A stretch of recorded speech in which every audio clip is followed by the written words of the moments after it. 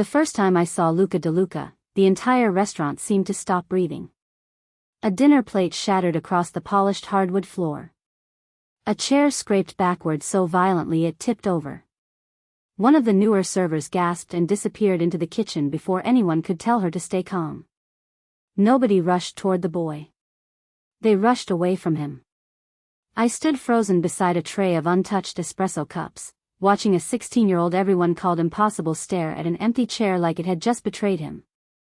"Don't look him in the eyes," one of the bussers whispered as he hurried past me. "That's the boss's son." As if that explained everything. At the far end of the private dining room sat Matteo De Luca. He didn't raise his voice. He didn't slam his fist on the table. He simply watched. That frightened everyone more. Men who carried concealed weapons along their jackets waited for a single nod from him. Expensive suits filled the room, yet not one person dared move before the Mafia Boss decided what happened next. The boy's breathing became uneven. His fists clenched so tightly his knuckles turned white. He wasn't looking at his father. He wasn't looking at the bodyguards. He was staring at the chair beside Matteo's. One place setting. One untouched wineglass. One folded napkin. No one had sat there all evening. Something twisted inside my chest. It didn't look like rage. It looked like someone trying desperately not to drown where everyone else could only see waves. One guard stepped forward. Another reached for the boy's shoulder. "No," I heard myself say. The word escaped before I had time to remember who was in the room. Half a dozen heads turned toward me. The restaurant manager looked horrified. A waitress interrupting the De Luca family was the kind of mistake that ended careers. Or worse.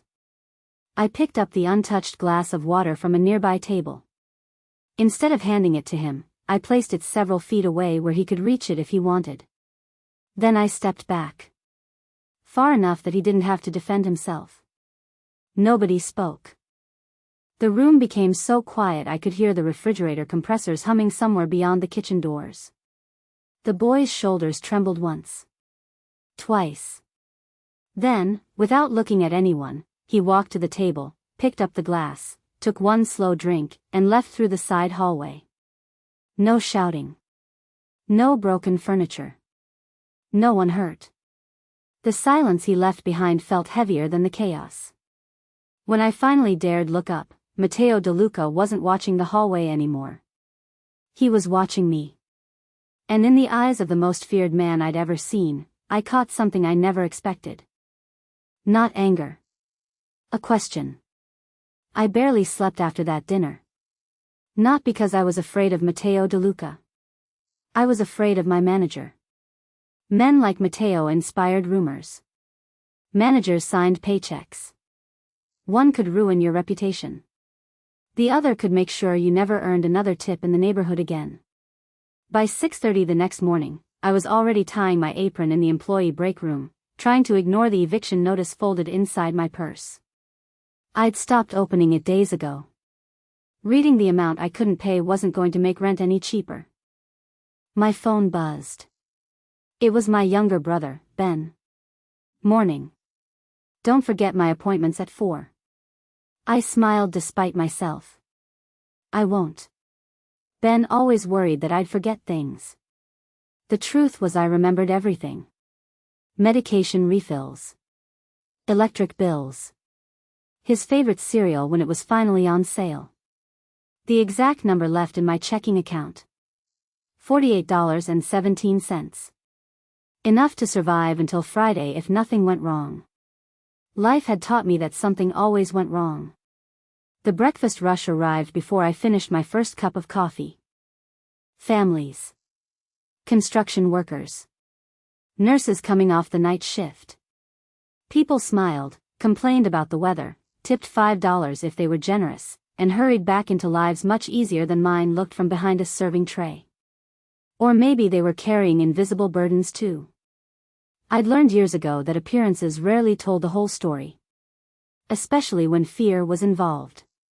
Ben had taught me that. When we were children, strangers saw a boy who shouted in crowded places. I saw a kid whose world had suddenly become too loud.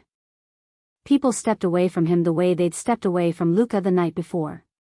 That memory settled heavily in my chest. Not because the two boys were the same. Because the look in their eyes had been. The look of someone waiting for the world to give up on them. Emily. I turned to find our manager, Frank, standing with his arms crossed. I heard what happened last night. Of course he had. I wasn't trying to cause trouble. I know what you were trying to do. His expression softened for half a second before tightening again. But intentions don't pay insurance premiums. The DeLuca family eats here because nothing unpredictable happens. I understand. No, I don't think you do. He lowered his voice. If they complain about you, I won't have a choice. I nodded because arguing would only prove his point. Losing this job wasn't an option. Ben's therapy sessions weren't optional. Rent wasn't optional. Groceries weren't optional. Pride was the only thing I could occasionally afford to swallow. By lunchtime the whispers had spread through every corner of the restaurant. The kid's dangerous. They say he threw a bodyguard down a staircase. I heard he got kicked out of 3 schools. Everyone seemed to have a story. No one mentioned the empty chair. No one mentioned the trembling hands. No one mentioned that he'd reached for the glass only after everyone had stopped crowding him. I kept wiping tables and refilling coffee cups, but the questions wouldn't leave me alone. Sometimes people weren't angry because they hated the world. Sometimes they were angry because they were terrified the world had stopped trying to understand them. Just before my evening shift began, Frank walked out of his office holding a reservation book. His face lost what little color it had. The DeLucas just called, he said quietly. They're coming back tonight. By 5 o'clock, the restaurant no longer felt like a restaurant. It felt like a stage where everyone already knew their lines. Fresh white tablecloths covered the private dining room. Crystal glasses caught the warm amber light hanging above polished oak tables. The chef inspected every plate before it left the kitchen, while Frank walked through the dining room for the 4th time, straightening things that were already perfectly straight. Nobody said the DeLuca name very loudly. They didn't have to. The black SUVs parked outside said enough. One by one, men in dark suits stepped through the front entrance. They weren't loud. They weren't threatening. They simply occupied the room with the quiet confidence of people who expected to be obeyed. Conversations in the dining room softened. Forks seemed to move more carefully against porcelain. Even the bartender lowered the volume of the music without being asked. Power didn't always announce itself. Sometimes it whispered until everyone else chose silence. I carried a basket of warm bread toward the private room. Matteo DeLuca was already seated. His expression revealed nothing.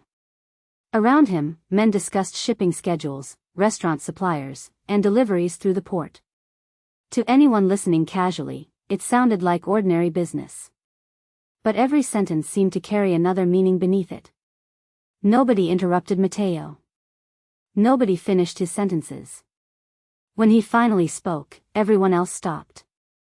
That was all the authority he needed. Then Luca arrived.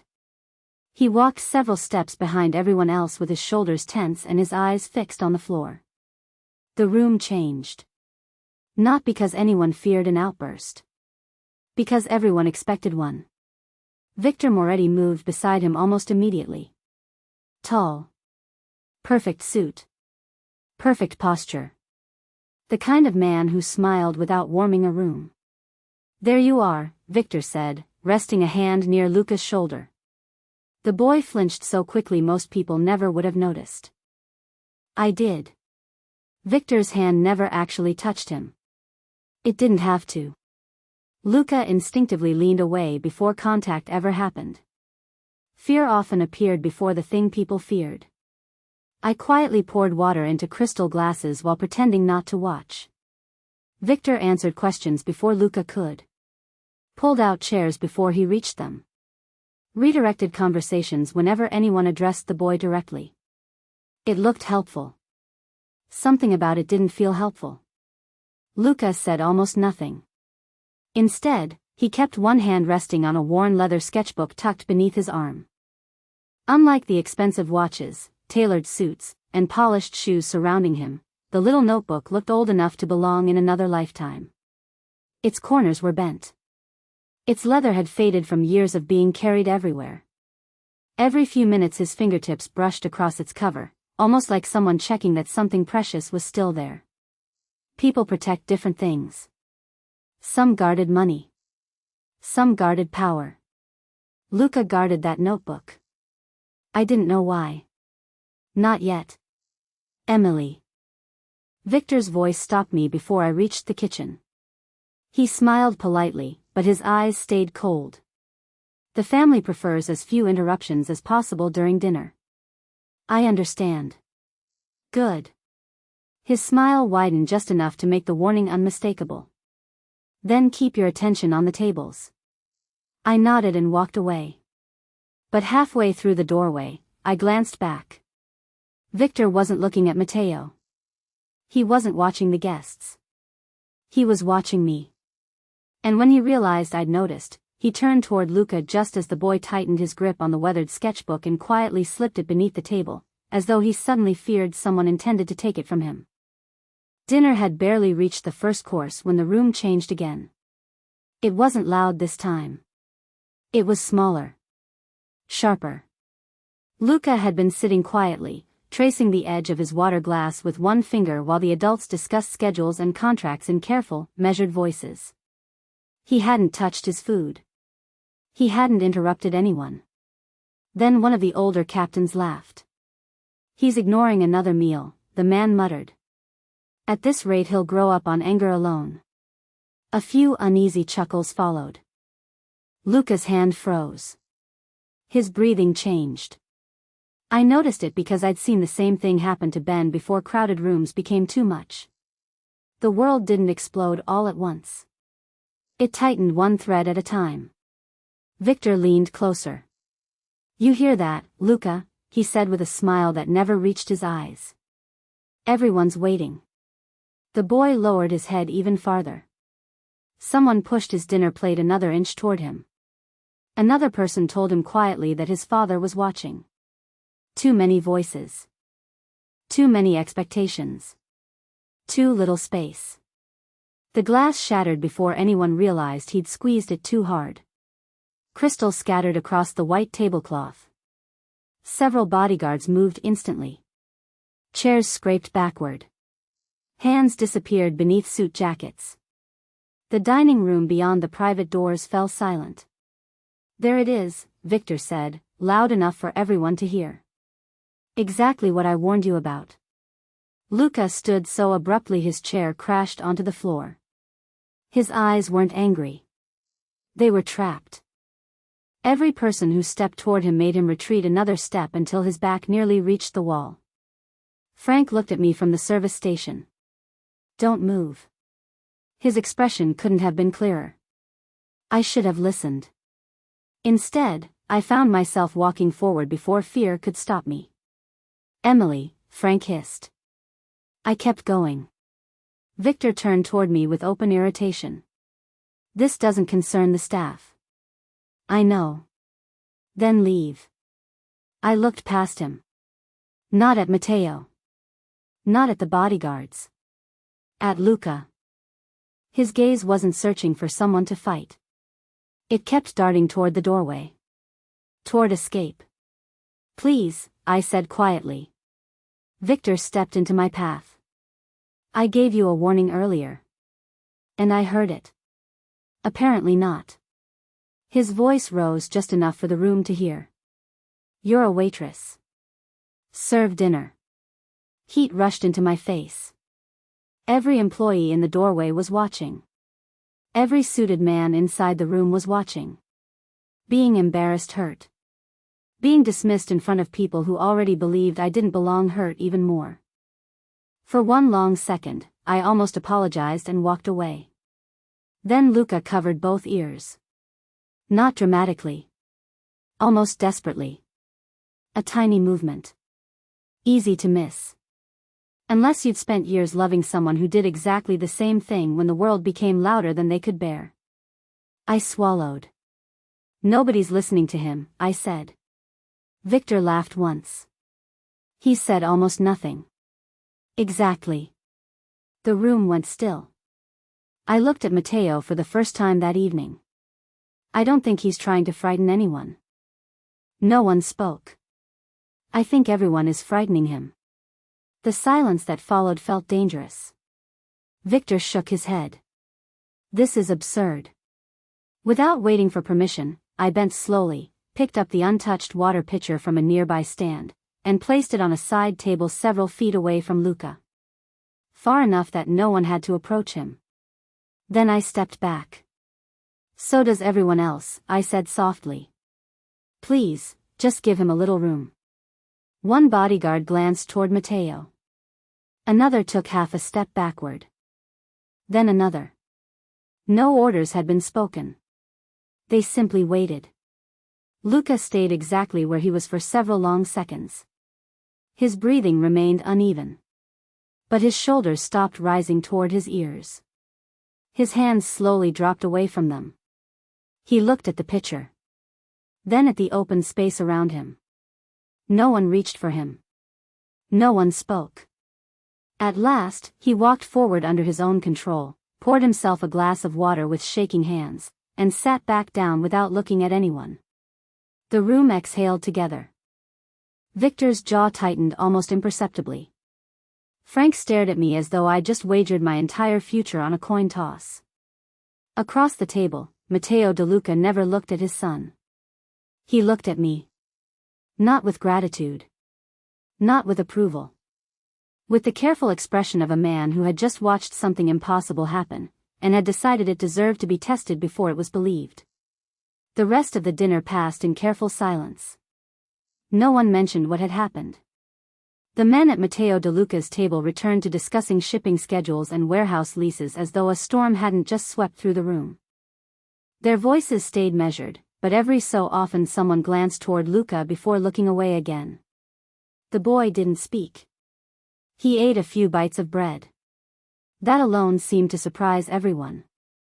When the family finally stood to leave, I busied myself clearing nearby tables, hoping to disappear back into the ordinary rhythm of my shift. I almost succeeded. Mississippi. Matteo's voice wasn't loud. It didn't need to be. The entire private dining room seemed to pause. I turned slowly. Yes, sir. He studied me with the same unreadable expression he'd worn all evening. You believed something everyone else did not. It wasn't an accusation. It sounded more like a question waiting for an honest answer. I noticed something, I replied. Victor folded his arms. What exactly did our waitress notice that trained security professionals somehow missed? A few men exchanged uncomfortable looks. The mockery in his voice was subtle enough to sound polite. That made it sharper. I kept my attention on Matteo. When people are angry, they usually look at the person they're angry with. Luca hadn't. He kept looking at the doorway. I took a slow breath. And before that, the empty chair. No one interrupted. He wasn't looking for someone to fight. He was looking for somewhere to go. Victor gave a dismissive laugh. Or perhaps he was deciding which direction to throw the next chair. I didn't answer him. Instead, I spoke quietly. When everyone surrounded him, his breathing got faster. When everyone stepped back, I looked toward the chair Luca had occupied. It slowed. One of the older men frowned. I noticed that too. Victor immediately cut in. Coincidence? Maybe, I said. But when someone feels trapped, making the room smaller usually doesn't help. Matteo rested both hands on the back of a dining chair. You've studied psychology? No. Medicine? No. Then how do you know? The truth felt strangely vulnerable. My younger brother gets overwhelmed sometimes. The room remained silent. I spent years learning that people often mistake fear for defiance. I smiled faintly. You start noticing little things. The way someone's shoulders tighten. The way they stop listening because they're busy trying to escape. The way too many voices become impossible to separate. I looked down for a moment. I'd been wrong before. But tonight, I didn't think I was. Victor sighed dramatically. So now every family disagreement becomes a therapy session? His tone invited laughter. None came. Instead, Matteo asked another question. You didn't tell anyone what to do. No. You only asked them to move. Because I couldn't promise it would work.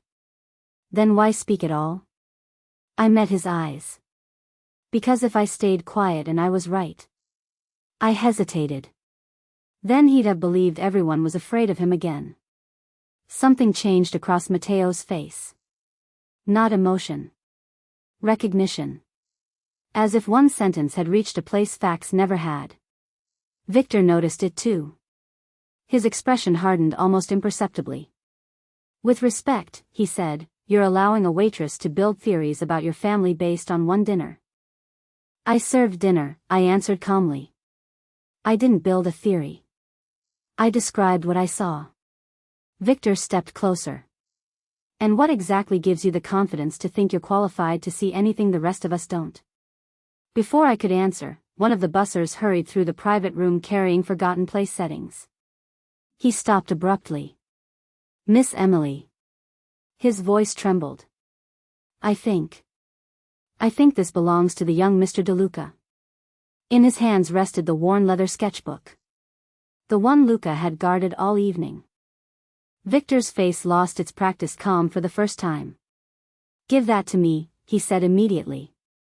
I looked from the notebook, to Victor, then to Matteo. No one moved.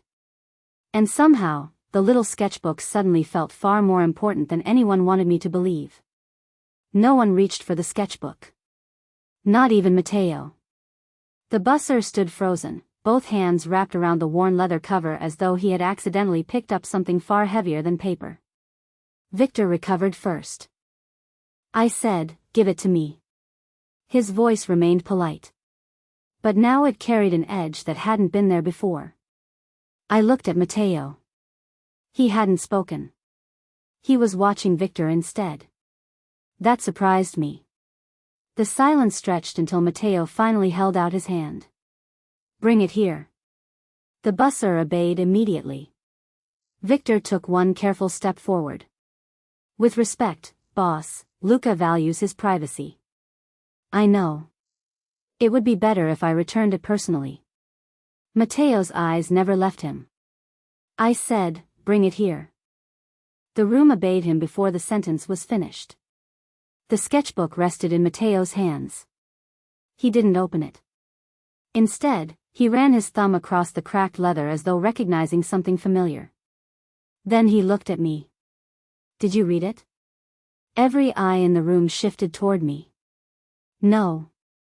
You opened it? I opened the cover.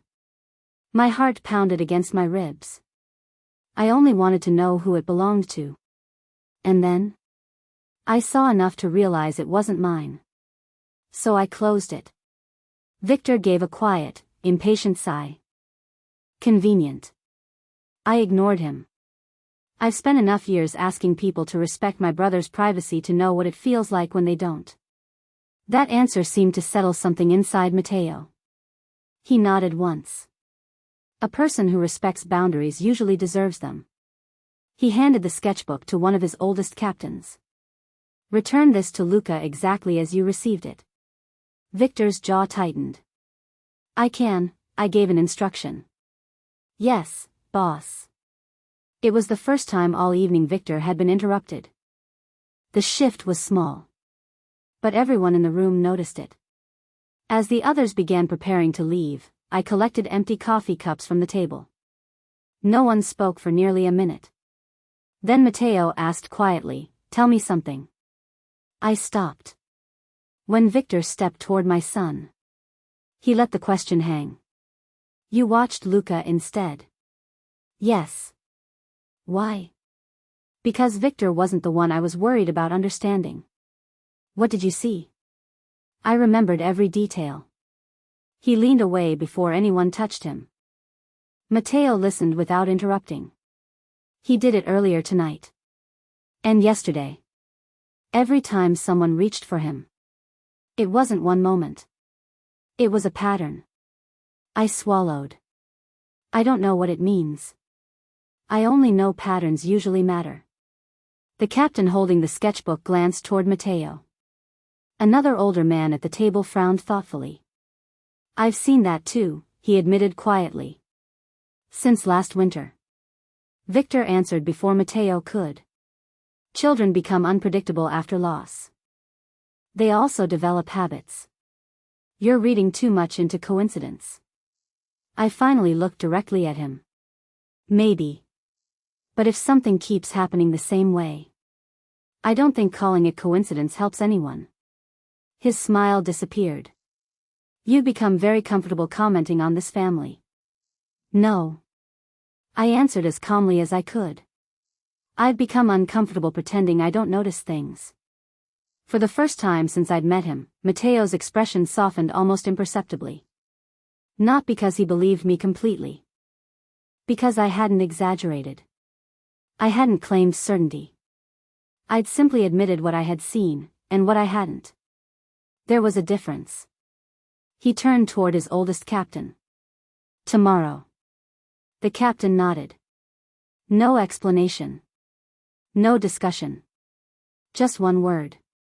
Somehow everyone except me seemed to understand it. Victor did too. For the first time, genuine concern flickered across his face before he buried it beneath another polite smile. As the De Luca family prepared to leave, Matteo paused beside me. His voice stayed low enough that only I could hear. If your observations prove wrong. He let the sentence rest between us. My son pays the price. I nodded. I know. If they prove right. His eyes drifted toward Victor for only a heartbeat. Then someone else will. He walked away before I could answer. I watched the black SUVs disappear into the night, unaware that by simply telling the truth about what I'd seen, I had stepped into a place where there would be no safe way back. The next afternoon, Frank called me into his office before I'd even tied my apron. He didn't ask me to sit. His eyes stayed fixed on the weekly schedule lying open across his desk. They requested someone else for the private room tonight.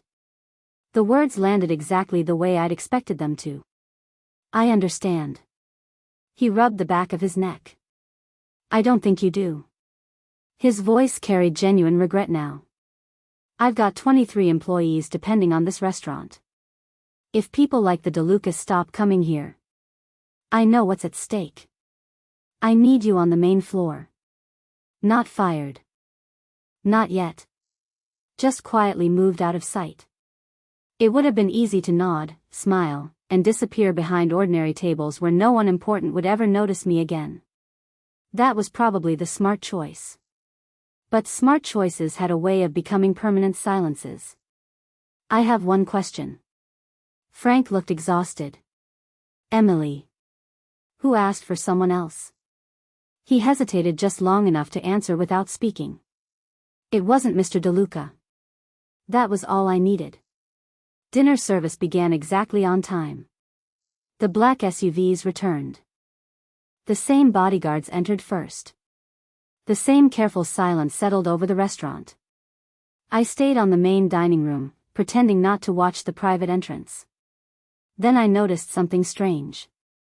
Luca wasn't walking beside Victor anymore. He was several steps behind him. Again. Not because he wanted distance from his father. Only from Victor. Every time Victor slowed down, Luca slowed too. Every time Victor glanced back, Luca's shoulders stiffened. The pattern I'd noticed before hadn't disappeared. It had become impossible for me to ignore. I carried coffee to a nearby table, trying not to stare. Victor caught me looking. His expression remained pleasant as he crossed the dining room. You don't seem very good at following instructions. I've followed every instruction I've been given. Then perhaps curiosity is becoming a problem. I wasn't curious. No. His smile never moved. You just happen to notice my family every time they walk through the door. I notice people. That's exactly what worries me. The words sounded friendly. The meaning wasn't. Before I could answer, Mateo's voice drifted across the room. Victor. Nothing more. Just his name. Victor immediately stepped away. Even from across the restaurant, Mateo had ended the conversation without raising his voice. Power didn't need volume. It needed certainty. Later that evening, one of the servers rushed into the kitchen. Emily. I turned. The young Mr. DeLuca won't eat. Several cooks exchanged knowing looks. No surprise. They've been sitting there 20 minutes. I shouldn't have cared. Instead, I remembered the sketchbook. The untouched chair. The way Luca had protected that notebook more fiercely than himself. The way he leaned away before Victor even reached him. The way Victor answered every question directed toward the boy. Not one clue proved anything. Together. They no longer felt accidental. Frank noticed me thinking. Don't. I wasn't going to. You absolutely were. He lowered his voice. If you're wrong, you'll lose this job. I looked toward the dining room doors. If I'm right. He didn't answer. Because neither of us knew what finishing that sentence would cost. A few minutes later, one of the bussers emerged carrying another untouched dinner plate from the private room. Didn't eat again, he whispered. He just kept looking at the door.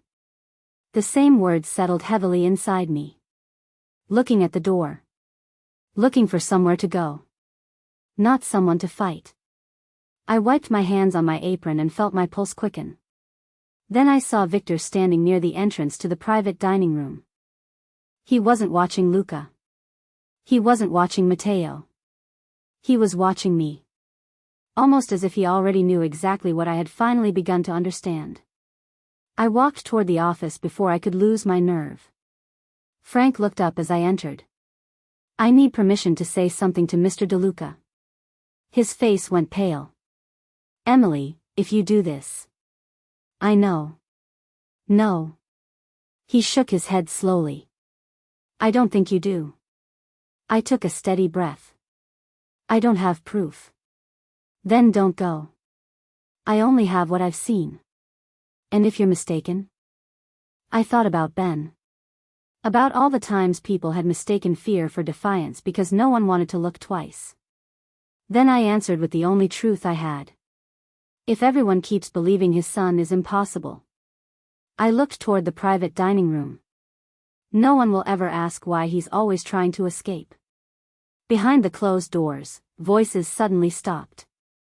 The silence that followed felt different. Not calm. Expectant. As though someone inside had just asked a question only the truth could answer. The door to the private dining room opened before Frank could stop me. Mateo DeLuca stood inside with one hand resting on the back of his chair. Luca sat at the far end of the table, pale and silent, the leather sketchbook pressed against his chest. Victor stood beside him like a shadow that had learned how to smile. Come in, Emily, Mateo said. My name sounded strange in that room. Not because he used it. Because everyone heard it. Frank hovered behind me, looking like a man watching his insurance policy go up in flames. I stepped inside. Victor gave a soft laugh. This has gone far enough. Mateo didn't look at him. She has something to say. My throat tightened. For 1 second, I wanted to run back to the kitchen, grab a stack of plates, and become invisible again. Then Luca looked at me. Not pleading. Not trusting. Just tired.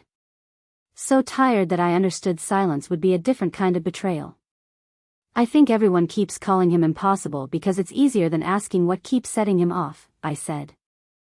Victor's face hardened. He is grieving. Grief makes people unstable. No, I said quietly. Grief makes people hurt. It doesn't explain why he flinches before you touch him. The room went still. Victor turned slowly. That is an outrageous accusation. It isn't an accusation. I forced myself to keep my voice steady. It's a pattern.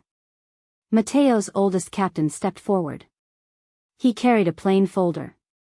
Victor saw it and stopped smiling. Mateo opened the folder without drama. I asked for yesterday, he said. I received more. The first page landed on the table. Therapy appointment confirmations. Cancelled. Again and again. Not by Luca. Not by Mateo. By Victor Moretti's office. The second page showed visitor requests from Mateo's sister, Luca's godfather, and his mother's cousin. Denied. Delayed. Redirected. All signed off by Victor. The third page was a staff instruction sheet. No one was to mention Luca's mother at dinner. No one was to leave him alone with family. No one was to let him keep emotionally disruptive items during meals. My eyes went to the sketchbook. So did Mateo's. Victor lifted both hands, calm returning to his face like a mask being put back on. I acted for the family's safety. The boy was deteriorating. You were buried in business, Mateo. Someone had to control the damage. Luca's fingers tightened around the notebook. Mateo's voice dropped. Control. Victor swallowed. He needed discipline. He needed his father, I said. The words left me before I could soften them. Every man in that room turned toward me. I expected Mateo to punish me for it. Instead, he looked at his son. Really looked. Luca's eyes were wet, but he didn't wipe them. Victor made one final attempt. You are letting a waitress turn private grief into public weakness. Mateo closed the folder. No, he stepped away from the chair. I let you turn my son's grief into a prison. The sentence changed the room. Not loudly. Permanently. Victor's face drained. Mateo's oldest captain moved to his side. You're relieved of all duties concerning my son, Mateo said. Effective now. Boss, you will not enter my home. You will not speak for Luca. You will not decide who sees him, treats him, teaches him, or sits beside him at dinner. Victor looked around the room, searching for someone willing to defend him. No one moved. Mateo pointed to the folder. These records go to my attorney tonight. Every order you gave in my name will be reviewed. Every person you kept from my son will be contacted personally. Then he turned toward Frank. And the waitress keeps her job. Frank nodded so fast his chin nearly hit his chest. Yes. Of course. Mateo looked at the restaurant staff gathered in the doorway. She was right to speak. My face burned. Not from shame this time. From being believed in front of people who had watched me risk everything. Luca slowly opened the sketchbook. He turned it toward his father. On the page was a drawing of the empty chair beside Mateo. Beneath it, in small uneven handwriting, were 5 words. I saved her seat too. For the first time since I'd met him, Mateo De Luca looked less like a mafia boss than a man who had been struck somewhere no armor could protect. He reached for the chair beside him. Not to remove it. To pull it closer. 3 months later, I still worked the evening shift. The eviction notice was gone. Not because someone had paid my rent. Because steady hours and full tip jars had finally allowed me to catch up. Ben still texted me every afternoon before his appointments. I still reminded him to take his medication. Some parts of life hadn't changed. Those were the parts one wanted to keep. The restaurant felt different now. Not quieter. Kinder. People still lowered their voices when Mateo De Luca walked through the front door, but fear no longer arrived before he did. Respect did. He never asked for a private server again. If I happened to work his table, I did. If another waitress served him, that was fine too. Nothing about my job belonged to him. That mattered. One rainy Thursday evening, the front door opened, and Luca walked inside carrying the same weathered sketchbook beneath one arm. He wasn't hiding behind anyone. He wasn't being guided from room to room. He simply looked around until he saw me. "Hi, Emily." It was the first time I'd ever heard him say my name. "Hi, Luca." He smiled, small, uncertain, but real. "Can I have the booth by the window? The one your mom liked?" He nodded. "Yeah. Of course." As I poured his water, I noticed something that almost made me laugh. He reached for the glass before I stepped away. He didn't wait until the room felt empty. He no longer needed the whole world to retreat before he could breathe. A few minutes later, Matteo arrived. He paused beside the table instead of taking the seat at its head. "I heard you requested this booth." Luca shrugged. "It feels peaceful." Matteo looked toward me. "Thank you." Just 2 words. No envelope. No expensive gift. No offer to change my life. Only gratitude. It was more than enough.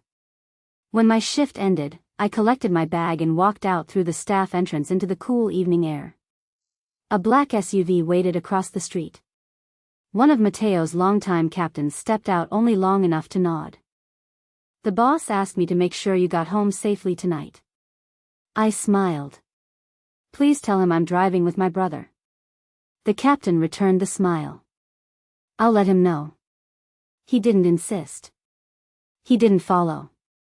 He simply got back into the SUV, and a moment later it pulled away. For the first time in a long time, I realized I wasn't walking home because someone powerful had changed who I was. I was walking home because someone powerful had finally recognized the strength I'd carried all along. Sometimes the greatest kindness isn't rescuing someone from the darkness. It's standing beside them long enough for them to remember they were never meant to face it alone.